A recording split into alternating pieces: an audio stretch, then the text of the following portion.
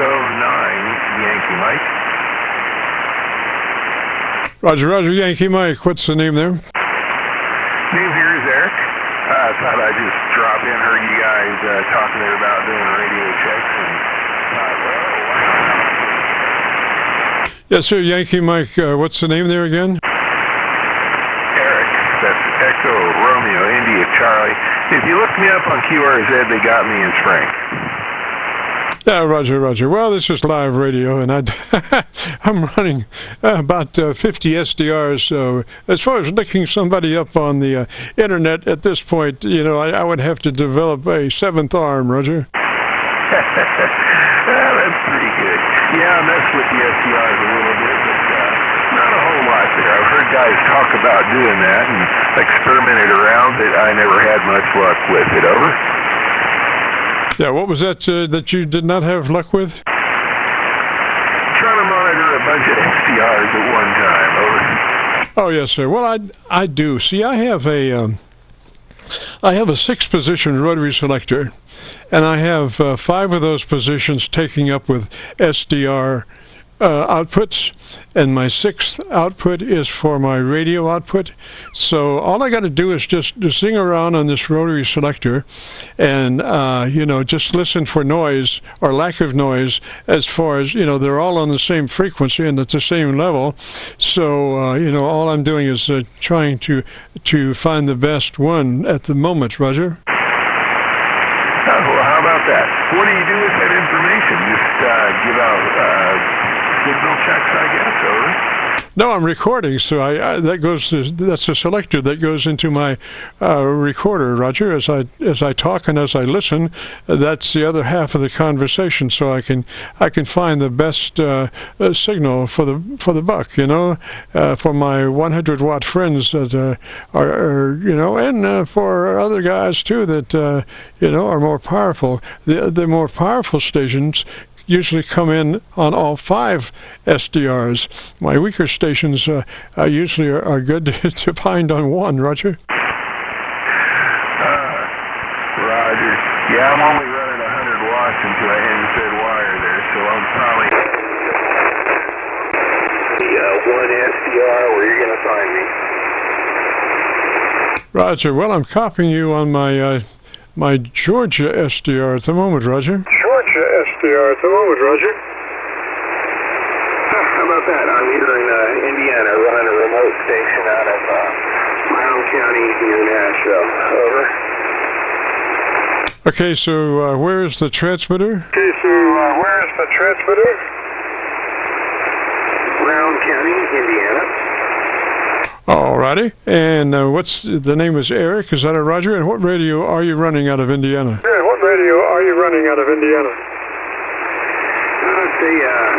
What is it? It's a, off the top of my head. It's not an ICOM, it's a Yaesu FT-710. FT-7, what was it? FT-7, what was it? Yaesu FT-710. FT-710, Roger.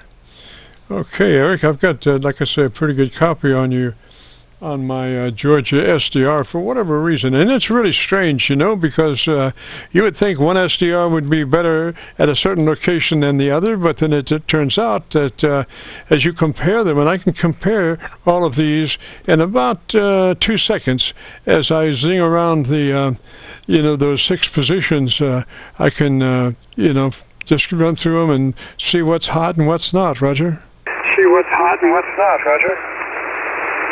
Yeah, so best signal there is out of Georgia, you say, but where else are you picking me up?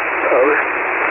Well, let's see. I did have a little bit of copy on my Kentucky SDR, but not much. Georgia seemed to be about the hottest place. Let me check out Pennsylvania. Come on back and tell me about the best thing you like about your radio. All right. Meet interesting folks there.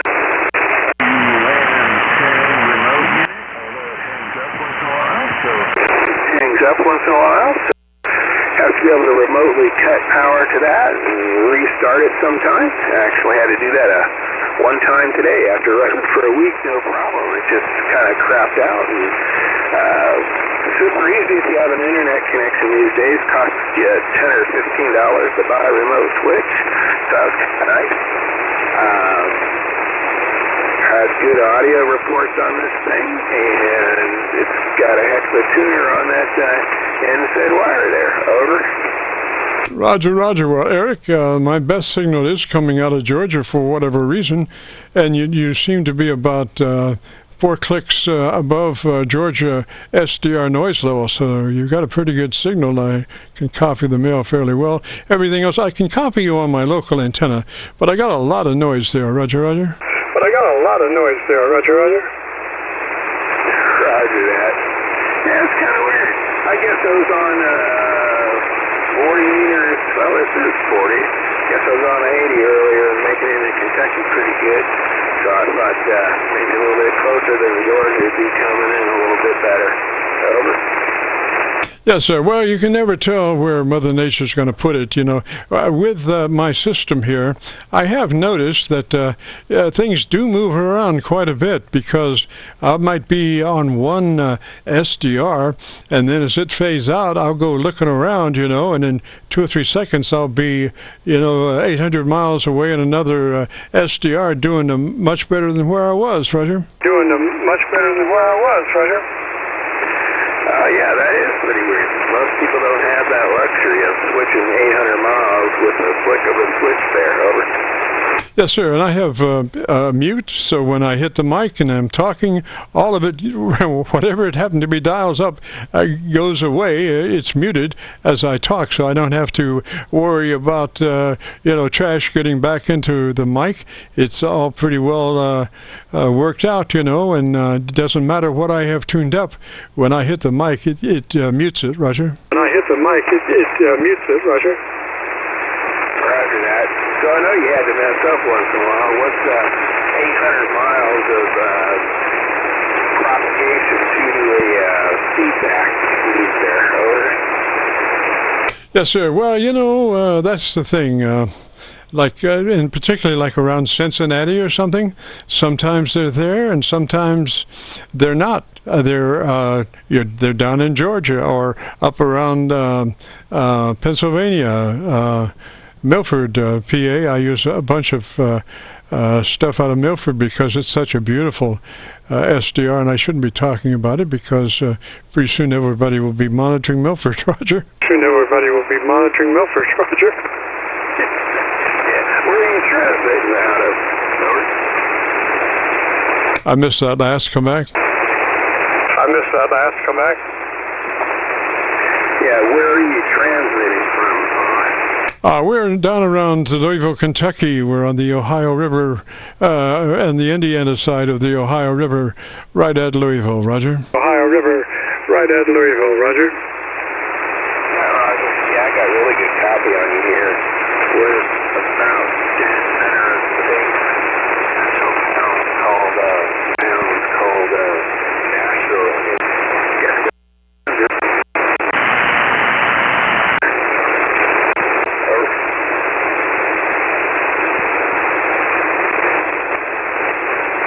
Roger, Eric. So, do you get on the air very much on a weekly basis, or how does that work? Do you get on the air very much on a weekly basis, or how does that work? Well, I'm mostly just listening to a lot of the net. I sit here at home and work most of the time, and I flip the radio on and listen to a net because you don't have to sit there and turn dials and stuff, So probably not talking too much, I don't know, a couple times a week there. Over. Yeah, Roger. And what was that antenna that you're running at the moment? Yeah, Roger. And what was that antenna that you're running at the moment? It is a NSAID piece of wire running off a 61 Balin, I think. Over. Hey, Roger. So what is your SWR without your antenna tuner in? What is your SWR without your antenna tuner in? Well, it only tunes built-in tuner, so somewhere under 5, I can pretty much work all the HF bands in it, from 160 up to 6 meters. Pretty amazing, really. Roger, Roger. And that's with the built-in tuner? Roger, Roger. And that's with the built-in tuner? Yeah, roger that. Built-in tuner just goes through a little tuning cycle there pretty rapidly. Looks like I'm running with the tuner right now, SWR, somewhere under 1.1. Roger, Roger. Well, that's pretty good right there. That's pretty good. And usually internal antenna tuner is good for about a 3. About a 3 on the inboard antenna tuner, Roger. About a 3 on the inboard antenna tuner, Roger. Yeah, roger that. It's about the same. So, like 5 to 1 will give me SWR, but about 1.5 to 1 after it goes through the tuner, and that seems to be pretty adequate. Over.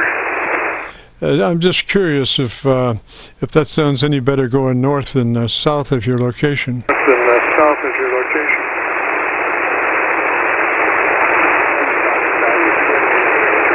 Talking about you swinging it turns like your signal's up a bit. About you came up to about 10 over from a 9. I'm not sure if that was propagation or something you were adjusting. Over. It must have been propagation because I'm consistently transmitting on my tuned dipole antenna. I transmit always on my tuned dipole antenna, and my receive is all different places, Roger. My receive is all different places, Roger. Roger that. You know, I didn't ask you what rig you're running. You got a dipole there. How many watts and what rig? Over. It's a 7300 to SV220, Roger. 300 to SV220, Roger. SV220, that's, what, gosh, I don't know, kilowatt. Over. Heathkit 1 kW amp. Heathkit 1 kW amp. Oh, well, I built a Heathkit many years ago. Sold that darn thing with single 3-500Z. Love that amp, but it just took up too much space. Over. Yes, sir. Well, this has got 2 of those, and it just kind of loafs along at a kilowatt RMS. You know, I tune in the RTTY position to tune it up, which is like 100 watts of drive. It's like 100 watts of drive. Yeah, you know, hard to be competitive in those pile-ups and such without the amp on there. Even when the noise comes up a bit, hard to get out with 100 watts. Yeah, by today's situation, as far as the noise level and all kinds of stuff, it's tough to get out, you know. So you might as well just come on up to a kilowatt and try to make the best of it, Roger. Kilowatt and try to make the best of it, Roger. Roger that. I've been looking at some of their newer amps that don't require tuner. Flex Radio's got some nice ones and a couple others out there, but man, I was digging my low-cost setup here. It works pretty well. Over. Yes, sir. Well, you know, being a net control station, there's nothing worse than a 100-watt net control station, because you know, you just can't control anything with 100 watts. Your listening audience is too broad and too far apart to be controlled by a 100-watt station. You have to have a station that can, you know, try to, you know, pretty much handle signals from as far, you know, north and south as the country is, because you don't know where that signal is going to come from, and if 2 signals are just marginal, it's just impossible to make a communication line possible. But if you have one station that is, you know, pretty powerful, trying to work the smaller station, you can communicate and be able to direct the network a lot better if they can hear you, Roger. Work a lot better if they can hear you, Roger. Oh, yeah. Definitely is. I know exactly what you're saying. It's hard to get in that net with 100 watts sometimes. You know,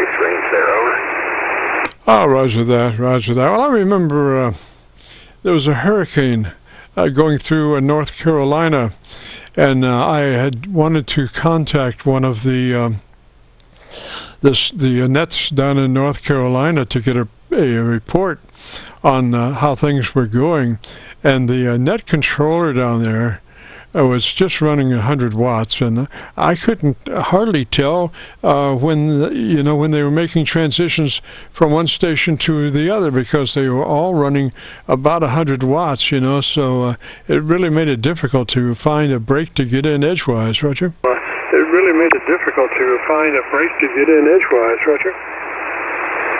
Yeah, they might have been running on, diminished power batteries and maybe a small generator. That probably had into their options,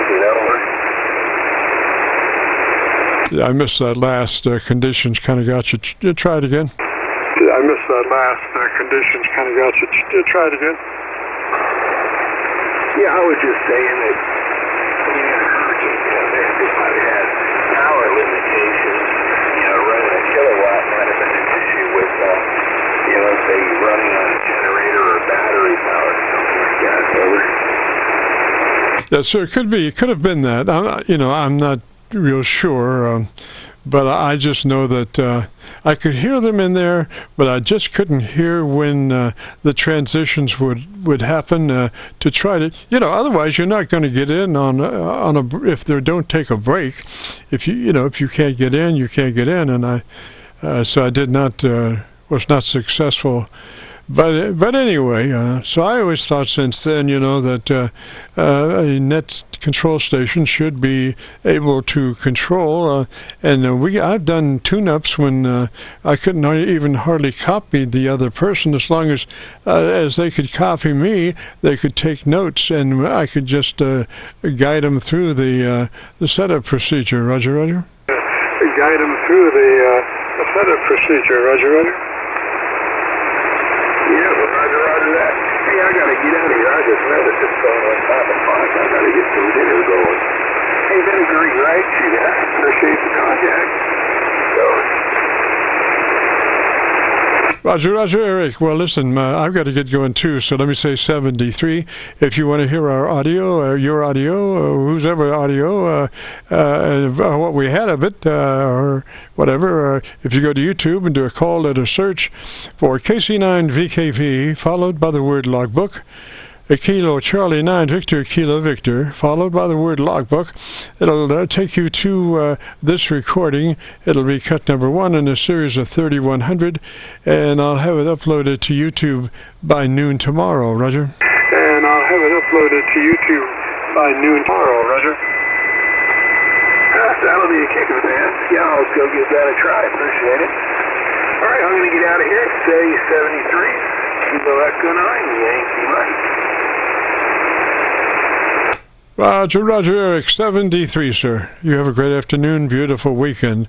If you get a chance, join us next Friday. We'd love to have you. And with that being said, going to wrap up this session of the KC9VKV Qso-Vlog net. And we will be returning this frequency back to normal amateur radio use. This is Kilo Charlie 9 Victor Kilo Victor clear.